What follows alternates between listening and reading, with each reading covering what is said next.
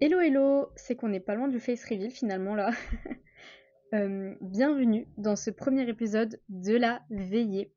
La veillée, c'est un concept que j'ai décidé de créer parce que souvent le soir, quand j'ai envie de me divertir le soir, j'ai du mal à trouver un contenu qui me plaise vraiment parce que soit sur YouTube ou sur Netflix ou sur d'autres plateformes, je trouve des contenus qui sont un peu trop stimulants à mon goût pour le soir.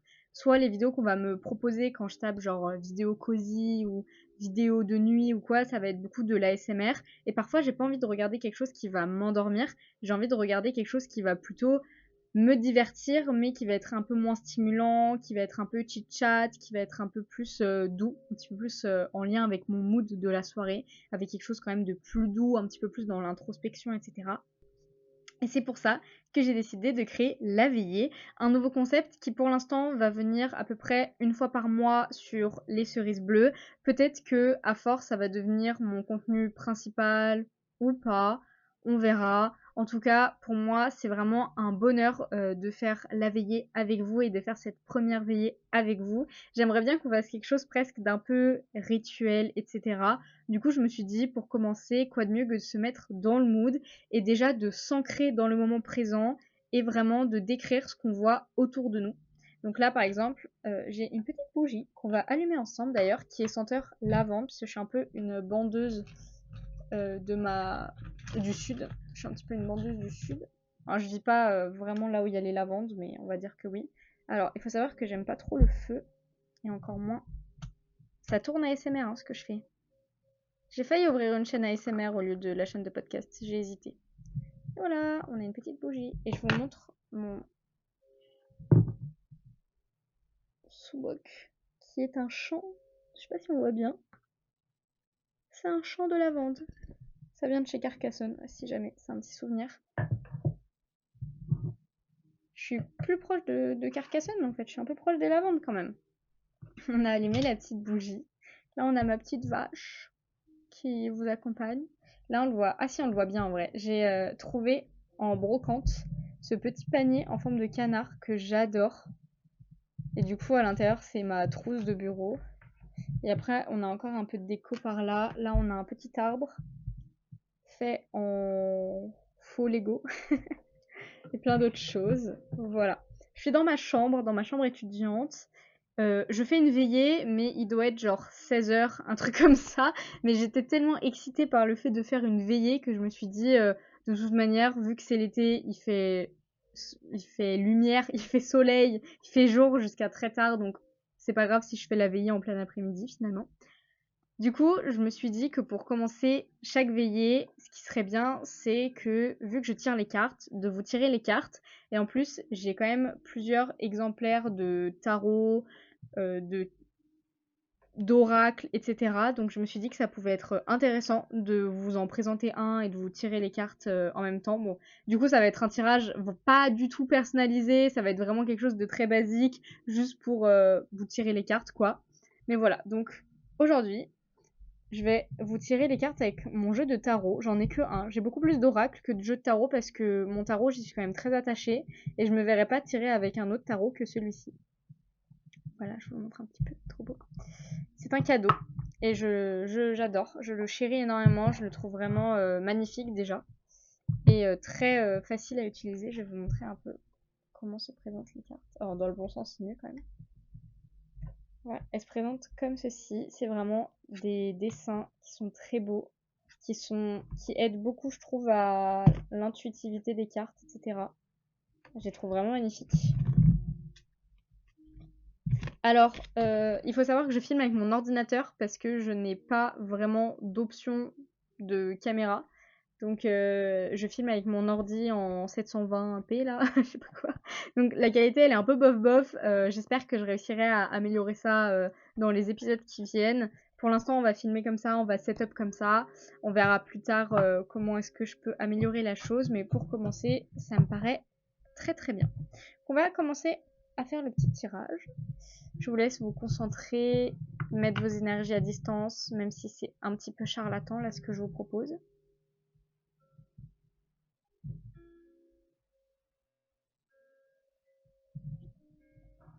Je vais enlever ça aussi peut-être, ça vous gâche la vue là.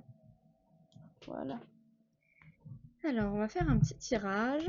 On va voir ce que l'univers a envie de nous dire pour cette veillée.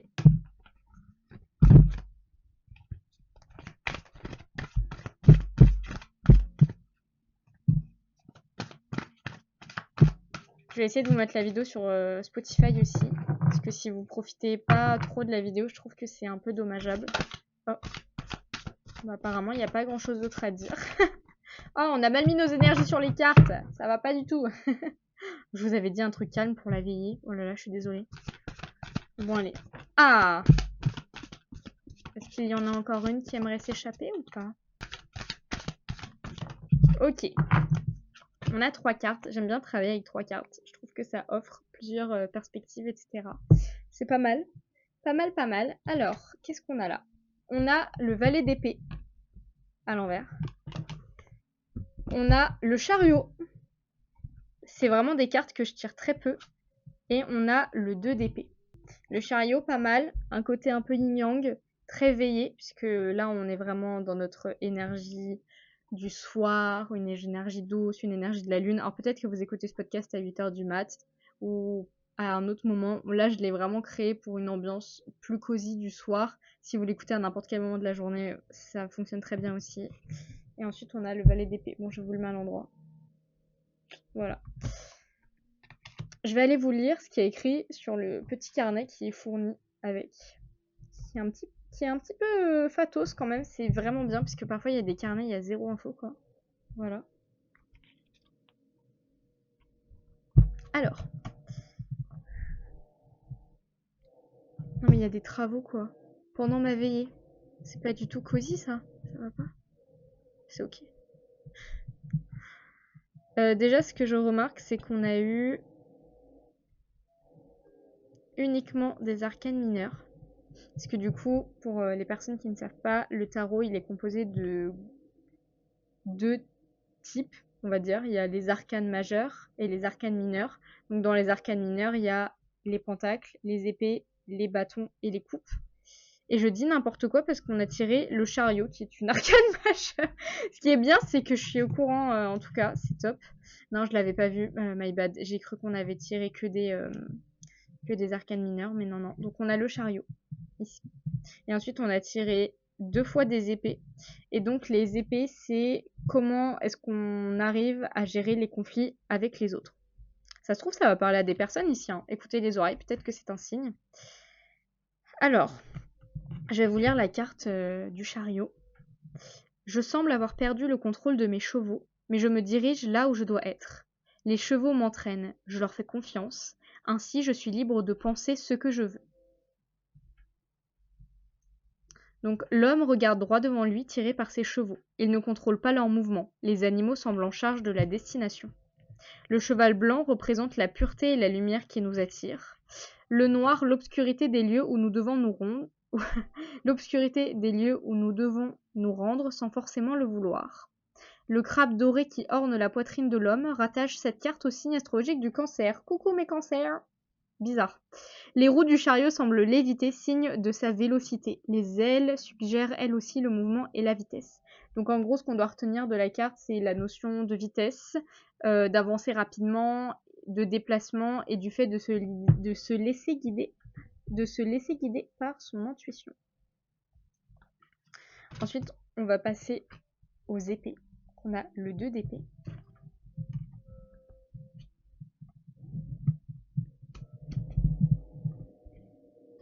Je vous montre un petit peu à quoi ça ressemble à l'intérieur. Ça ressemble à ça. Et donc là, on a le 2 d'épée. On a d'abord une petite citation en lien avec la carte. Ensuite, un descriptif de ce qui se passe sur la carte. Même si moi, quand je le fais avec des amis ou toute seule, j'aime bien essayer de le faire de manière intuitive. Genre là, par exemple, qu'est-ce qu'on voit comme détail? On voit que c'est une femme qui a les yeux bandés. On voit qu'il y a la pleine lune. On voit que ses épées sont ornementées. On voit que la femme a l'air nue, etc. Les os ont l'air quand même plutôt calmes derrière, etc. Donc j'essaie comme ça de voir ce que je peux grappiller sur la carte en connaissant certaines symboliques. Et si vraiment je ne connais pas du tout la carte, j'utilise le petit carnet. Faut savoir aussi que j'ai commencé un carnet, je pourrais vous le montrer en vrai, mais il y a vraiment 3 pages à l'intérieur, où tous les jours je tire une carte, enfin tous les jours, je l'ai fait 3 fois et après je suis partie en vacances donc j'ai arrêté de le faire, mais à la rentrée j'aimerais bien poursuivre, tous les jours de tirer une carte et de faire des recherches sur cette carte, comme ça à la fin de l'année je connaîtrai tout mon jeu de tarot, ce sera super. Donc du coup le 2 d'épée, je vais vous lire la petite carte. Ou pas. Mes yeux sont bandés. Ainsi seuls mes sens m'indiquent ce qui se passe et quelle devrait être ma réaction. Mes épées sont à portée de main, prêtes à réagir. La femme, aux longs cheveux bruns, est assise au bord de l'océan. 2 épées se croisent au travers de son buste, retenues par le poids de ses bras pendant de chaque côté. Ses yeux sont bandés d'un ruban de soie blanche. La lune est pleine, les eaux sont calmes. Le bandeau blanc représente la paix et la confiance. La position des épées suggère qu'elles sont pour l'heure inutiles. Le noir de la jupe indique que la femme accomplit un travail intérieur. Elle écoute ce qui se passe en elle. Donc ce qu'il faut retenir de la carte, c'est confiance, la paix. Laisser ses sens distinguer ce qui est réel de ce qui ne l'est pas. Je la trouve vraiment très puissante cette carte. Je ne sais pas ce que vous en pensez. Bon, je vais pas... dans le jeu de tarot que j'ai, ils font pas la distinction entre quand la carte est à l'endroit et à l'envers. Je sais que beaucoup de personnes qui tirent les cartes font la distinction quand elle est à l'endroit ou à l'envers. Donc là, il faudrait prendre l'inverse de ce qui se dit, de ce que je vais lire et de ce qu'on peut voir sur la carte. Mais je vais choisir de vous lire comme si c'était ce que la carte voulait nous le dire. Après, vous en faites ce que vous voulez. Si vous voulez prendre ça à l'inverse ou si vous voulez prendre ça exactement comme je vous l'ai dit, ça dépend aussi de ce que vous recherchez dans votre vie en ce moment et de ce que vous avez peut-être envie d'entendre. Je sais que parfois ça joue beaucoup, on occulte certaines choses que les cartes nous disent parce qu'on a envie d'écouter seulement ce qui nous arrange. Donc le valet, hop, pardon. Clumsy, je vous la montre. Un petit combat? Je viens de recevoir mon épée et je veux l'essayer. Ah! Cet homme vous propose un combat. Allez-vous l'accepter? Je veux faire un combat. Pardon. Alors, le valet d'épée, planté sur un balcon nuageux, affiche un visage déterminé et quelque peu malicieux. L'épée à la main, il est prêt à affronter quiconque passera devant lui. Ben, il va nous affronter du coup. 7 papillons volette autour de sa tête. La manière dont il tient son arme suggère qu'il manque encore de pratique et qu'il veut voir ce dont il est capable. On a donc des chances de le battre. Les papillons symbolisent l'intelligence. La cotte de maille sombre du valet montre que malgré son inexpérience, il est prêt à se battre. Les volutes de son habit indiquent qu'il est rempli d'idées nouvelles, qu'il a hâte de mettre en œuvre. Donc ce qu'il faut retenir, c'est optimisme de l'inexpérience, apprendre de nouvelles choses, messager de l'esprit et chercher à faire de nouvelles choses. C'est un tirage plutôt positif en vrai. J'avais un peu peur parce que je trouve que les couleurs, à part pour celle-ci, ah, quoique celle-ci, il y a un peu de lumière. Non, mais j'avais quand même l'impression que les couleurs étaient très froides, etc. Mais finalement, là, on a quand même du beau rouge. Là, on a un homme déterminé. Là, on a une femme qui est prête à se battre et qui est en paix parce qu'elle peut carrément se bander les yeux tellement elle est en paix, tellement elle a confiance en elle. Voilà. Le petit tirage. Voilà, les petites cartes. Elles sont vraiment magnifiques. Je trouve que ce jeu de tarot est vraiment sublime. Si jamais vous voulez la ref, c'est Thelma Tarot. Je le trouve vraiment bien. Il est très intuitif, comme le nom de... Je ne sais pas si on dit maison d'édition du coup, puisque c'est plus un objet que un livre ou quoi, mais je pense que c'est aussi des maisons d'édition qui éditent les tarots, etc.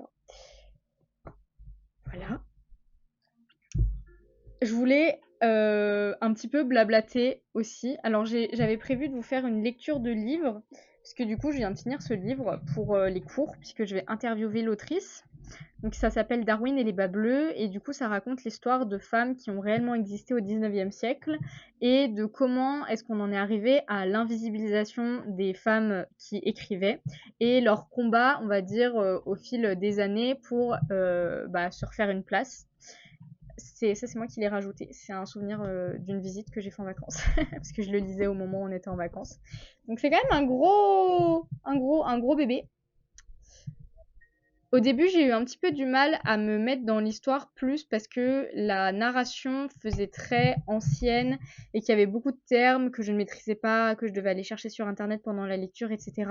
Donc au début, j'avais un peu du mal à lire de manière très fluide le livre. En revanche, ce qu'il raconte, c'est vraiment hyper intéressant. Il y a un gros côté historique, donc on en apprend un peu plus sur les bas bleus, qui sont donc la nomination qu'on donnait aux femmes qui écrivaient à cette époque-là et qui était quand même très péjoratif. Donc j'ai hâte de vous raconter comment s'est passée la rencontre. Peut-être qu'avec un peu de chance, mais je pense pas, j'arriverai à vous faire une captation sur le podcast. Mais je sais pas si je vais réussir à négocier ça avec la librairie où on fait la rencontre. Mais ce serait vraiment top, top, top. Voilà. Donc je suis trop contente. Donc Darwin et les bas bleus de Françoise Lavocat, c'est très féministe, c'est très intéressant. Je vous le conseille. Oh, ça c'est la carte que l'autrice nous a envoyée, puisque c'est elle qui nous a envoyé le roman, du coup, vu qu'on le lit pour sa rencontre, pour notre cours d'animation de rencontre avec des auteurs et des autrices.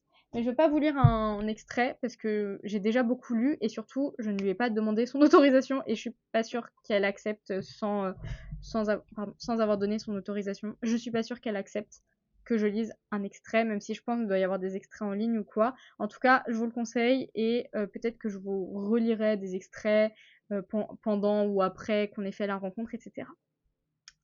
La veillée, pour moi, c'est aussi un petit moment où on peut discuter parce que dans mes épisodes de podcast, j'ai l'habitude souvent de traiter une thématique où je raconte des anecdotes, des témoignages, un peu ce qui me passe par la tête et tout. Mais c'est vrai que je vous parle pas vraiment de genre de ma semaine, de ce qui s'est passé, de ce que je fais, etc. Du coup, je me suis dit que j'allais vous parler du film que je suis allée voir hier au cinéma. Je suis allée voir Jim Queen, qui est un film d'animation que j'ai adoré. Il y a quelques moments qui sont un tout petit peu trigger, voilà, je vous l'annonce. Mais le film, il est hilarant. Il y a beaucoup d'autodérision de la communauté gay, puisque du coup, le synopsis du film, c'est un influenceur euh, d'haltérophilie slash de muscu qui est hyper bien gaulé, qui est hyper BG et qui est gay et qui du coup représente une partie, on va dire, de la communauté gay qui s'appelle donc les queens, puisque c'est des gros bras, voilà, qui soulèvent de ouf à la salle. Et du coup, ça va raconter donc ce personnage va rencontrer un autre personnage qui s'appelle Lucien, qui est aussi gay, mais qui vit malheureusement avec sa mère qui est vraiment homophobe de ouf et qui est dans le déni complet concernant son fils, qui l'interdit même de sortir, etc. alors qu'il a 23 ans, je crois qu'il le dit à un moment au début du film. Et donc, ces deux personnages vont se rencontrer, mais c'est vrai que ces deux personnages n'ont rien à voir. Lucien, c'est un petit gars, il est frêle, il a jamais vraiment expérimenté de choses dans sa vie parce que sa mère l'en empêchait un peu. Par contre, il voue un culte énorme à Jim Parfait. Vraiment, pour lui, c'est l'homme parfait, quoi. Et donc, Jim Parfait, cet influenceur qui vraiment ne vit que pour les caméras et pour son physique, etc. Ils vont finir par se rencontrer parce qu'en fait, il y a un virus qui va se développer et qui rend les gens hétéros. Et donc ensemble, ils vont partir à la quête du remède contre ce virus, donc contre l'hétérose, qui est donc un virus qui donne l'hétérosexualité. Et c'est hilarant, genre vraiment, il y a des passages qui sont juste à mourir de rire. Le gars devant moi, enfin, je veux pas mégenrer, mais la personne devant moi, elle était morte de rire et ça me donnait encore plus envie de rire. Enfin, j'adore, j'ai trouvé que le cinéma, vraiment, du coup, je pense que c'était beaucoup de gens de la communauté queer et du coup, c'était hyper safe. Et à la fin, il y avait une petite musique. Et on est tous restés pendant le générique. On dansait un peu comme ça. On secouait des épaules. J'ai vu qu'il y avait des personnes devant qui bougeaient les bras et tout comme ça, vraiment en mode teuf. C'était génial. Et le film, il est vraiment beau. Enfin, il raconte quand même un peu la promotion de l'amour, etc.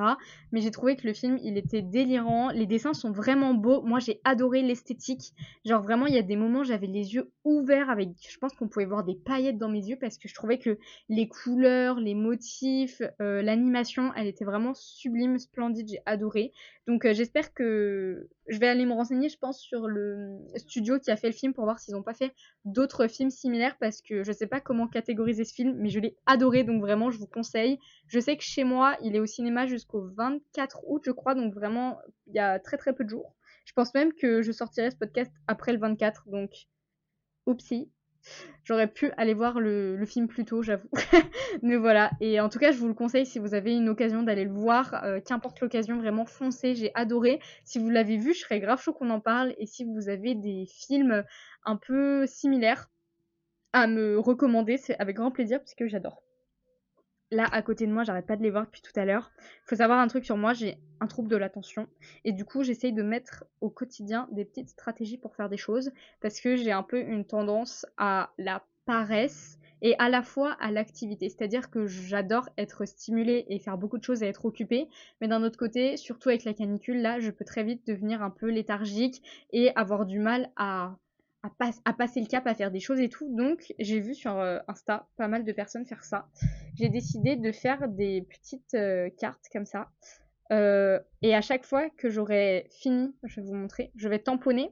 Et quand toute la carte sera finie, j'aurai le droit de m'acheter quelque chose. Donc j'ai une liste de toutes les choses que j'aimerais acheter cette année. Et à chaque fois que j'aurai fini une petite carte, j'aurai le droit de m'acheter une de ces choses sur la liste. Donc du coup, j'ai vraiment fait ça avec du papier, un feutre, un crayon. Donc c'est assez facile, enfin ça demande pas énormément de matériel quoi. Donc là du coup j'ai fait par rapport à lire un livre, donc je vais pouvoir colorier puisque là j'ai fini du coup un nouveau livre. Ensuite, j'ai fait réviser le japonais, puisque du coup, je compte réviser le japonais, puisque j'apprends le japonais en autodidacte. C'est vrai que j'en ai jamais parlé, mais c'est assez important pour moi. La culture japonaise et tout, c'est vraiment quelque chose qui m'intéresse énormément. Et du coup, j'apprends le japonais en autodidacte depuis janvier, puisque j'ai eu des livres, dont les livres de Julien. Vous savez, cours de japonais sur YouTube, pour mon anniversaire en décembre. Donc du coup, j'ai commencé à vraiment m'y mettre en janvier. Donc là, je commence à avoir un petit niveau, mais je sais qu'il faut que je continue à me déterre un peu pour m'améliorer, parce que là, je suis un peu à un stade où je stagne et je sais que je vais de nouveau m'améliorer, mais du coup, ça me, ça me ralentit un peu, quoi. Donc du coup, à la base, c'était pour justement le japonais que je me suis créé ces petites cartes. Donc du coup, celle-là, c'est vraiment ma préférée. Je vais essayer de vous faire l'influenceuse. Voilà, réviser le japonais, j'ai fait des petites fleurs avec un fond rouge, etc. En mode Japan, en mode bandeuse de Japon. Voilà. Il faut savoir que mon youtubeur préféré, c'était Cyprien pendant plus de la moitié de ma vie. Et c'est pas pour rien. Parce que je suis une bandeuse de Japon. Ensuite, j'ai fait ça pour boire 1 litre d'eau par jour. Parce que je bois clairement pas assez. Donc, je dois boire 1 litre d'eau par jour. Bon, mes verres, on dirait pas du tout des verres, je suis en train de me rendre compte. Mais ils sont un peu fun. À la base, je voulais tous les faire pareil. J'ai un peu loupé, mais c'est pas grave, ça fait un peu vintage, un peu euh, accumulation, désordre et tout. Ensuite, j'en ai fait un autre avec des petits soleils. Il y en a beaucoup là. Pour le fait d'aller marcher, alors j'ai pas mis de temps, mais je pensais plutôt marcher au moins 1 heure dans la forêt, où il n'y a pas vraiment de forêt à côté de chez moi, donc plutôt dans un parc public ou ce genre de choses. Mais aller marcher, ça va me faire du bien. Donc cette petite carte, j'ai mis des petits soleils. Et enfin, la dernière, j'avais un peu la flemme, donc du coup, j'ai juste collé des stickers, vraiment pour vous montrer à quel point parfois il n'y a pas besoin que ce soit très Pinterest ou d'avoir du matos de ouf pour faire des choses qui nous sont utiles. Donc là, voilà, j'ai fait sport x3, donc j'aimerais faire du sport minimum 3 fois par semaine, que ce soit à la salle ou chez moi. Là, je m'y tiens pour l'instant, mais là, je vais aller commencer vraiment à la rentrée, puisque là, c'est les vacances d'été, c'est plutôt facile pour moi d'aller 3 fois par semaine à la salle de sport. Ça le sera peut-être un peu moins pendant les jours d'école et tout, même si j'ai pas un emploi du temps vraiment très lourd, puisque je suis en master. Enfin, je sais pas, je crois que dans tous les masters, c'est pas comme ça, mais dans mon master, en tout cas, c'est plutôt gruyère et mental, mon emploi du temps. Voilà, il y a beaucoup de trous, quoi, donc je crois que j'ai trouvé du temps. Donc voilà, j'ai mis des petites madames qui font du sport. On voit pas très bien, mais c'est que des madames qui font du sport, et du coup, je tamponnerai. Enfin, j'ai dit je tamponnerai, mais je pense que je vais juste prendre un feutre et faire une croix, genre j'ai pas vraiment de tampon. Mais voilà, du coup, c'est mes petites motivations pour la rentrée, et ça m'a pris... Déjà, c'était bien parce que ça m'a fait une activité un peu créative à faire chez moi une après-midi, là, quand il faisait très très chaud. Et en plus, je trouve que bah, c'est vraiment... Enfin, en plus, je trouve que c'est vraiment agréable et facile à faire, et surtout ça va m'être d'une grande aide parce que je sais qu'il y a un peu le truc de récompense à la fin, genre vraiment enfin je sais pas, moi ça m'aide. Pardon, je fais un petit peu de bruit, je remets tout en place. Vous savez quoi, il y a un truc qui m'a grave saoulé aujourd'hui. Là je deviens Enzo Reed là. Enzo Reeds. D'ailleurs, je marchais dans la rue hier et j'étais mort de rire et les gens me regardaient trop bizarrement, mais c'est parce que j'écoutais le dernier podcast de Enzo sur sa story time avec la Toyota là, et j'étais en pleurs, moi j'étais en larmes. Du coup, qu'est-ce qui m'a saoulé aujourd'hui? Enfin, c'est à moi de dire ce qui m'a saoulé. Dites-moi ce qui vous a saoulé, on vole les concepts, lol.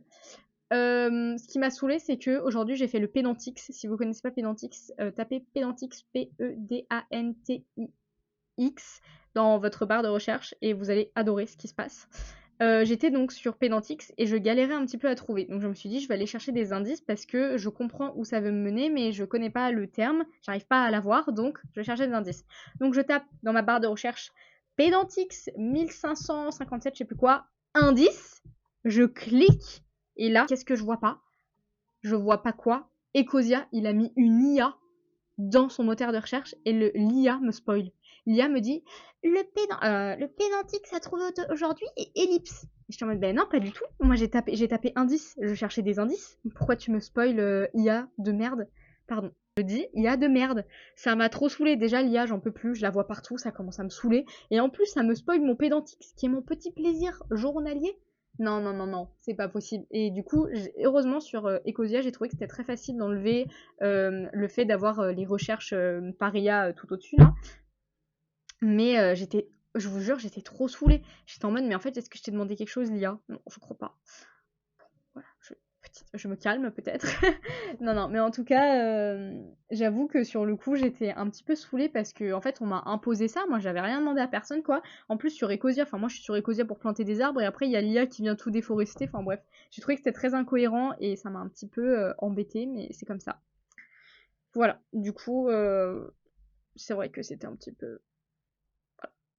J'espère que vous avez hâte de votre rentrée, parce que moi j'ai trop hâte de ma rentrée. Pour les personnes qui angoissent un petit peu de leur rentrée, vraiment personne ne se souvient d'aucune rentrée. Enfin, vraiment ça va aller. Enfin, même si vous faites n'importe quoi ou que vous pissez dessus, il y a personne qui va s'en souvenir.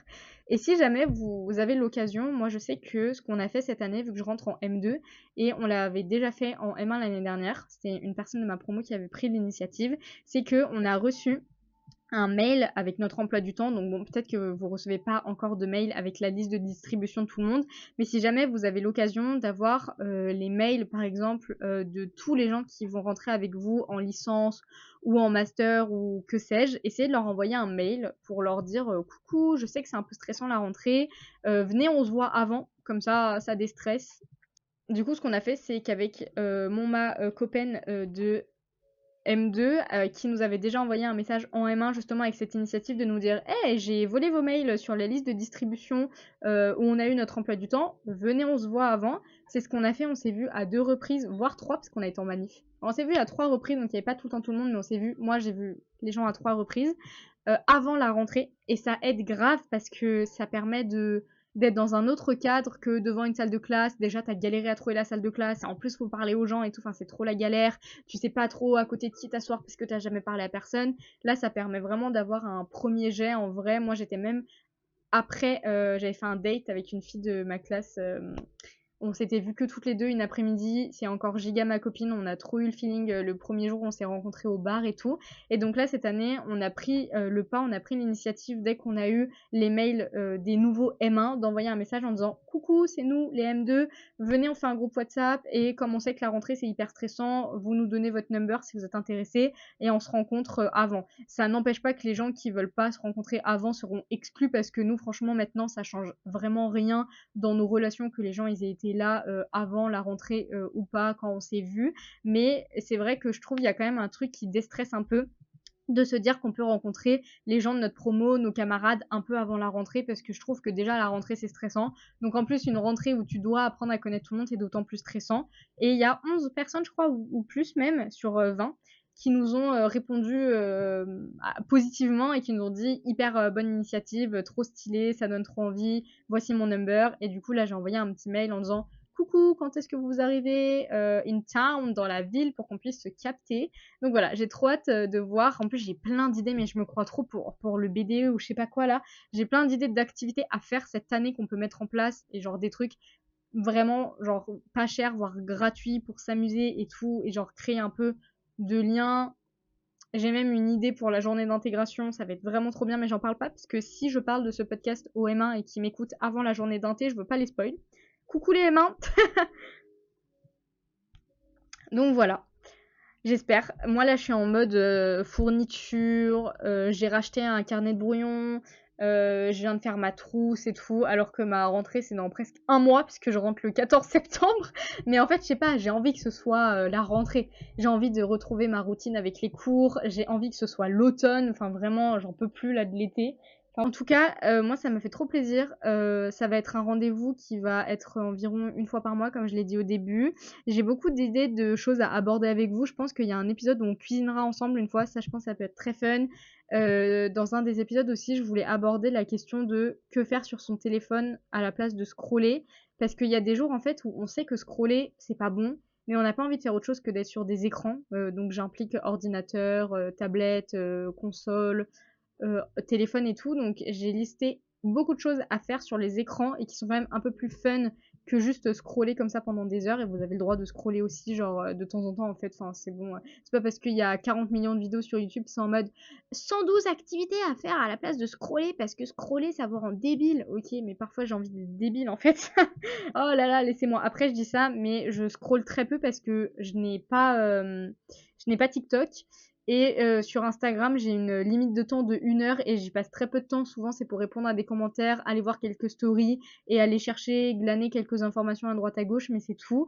Et voilà. Donc en fait, de toute façon, j'ai rien d'autre à scroller. Enfin, je scrolle sur Pinterest. Après, voilà, je l'annonce, je l'admets, je lève les mains en l'air. Voilà. N'hésitez pas à me dire ce qui vous a saoulé cette semaine, ce qui vous a impressionné cette semaine, ce que vous avez adoré faire cette semaine.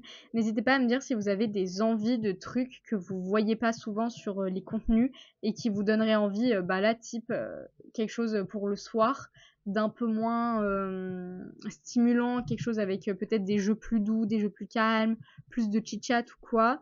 En vrai, dites-moi si vous avez des idées de choses qui vous donneraient envie. Moi, je suis grave chaud d'essayer de les mettre en place si ça peut vous plaire.